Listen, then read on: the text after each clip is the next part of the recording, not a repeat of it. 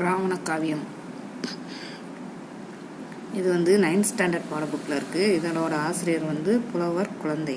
ராவண காவியம் காலத்தின் விளைவு, ஆராய்ச்சியின் அறிகுறி, புரட்சி பொறி, உண்மையை உணர வைக்கும் உன்னத நூல் அப்படின்னு சொல்லி பேரறிஞர் அண்ணா குறிப்பிட்டிருக்காரு. அப்போ காலத்தின் விளைவு என்று குறிப்பிடப்படும் நூல் எதுன்னு கேட்டாலும் ராவண காவியம், புரட்சி பொறி என்று அழைக்கப்படும் நூல்னு கேட்டாலும் ராவண காவியம்.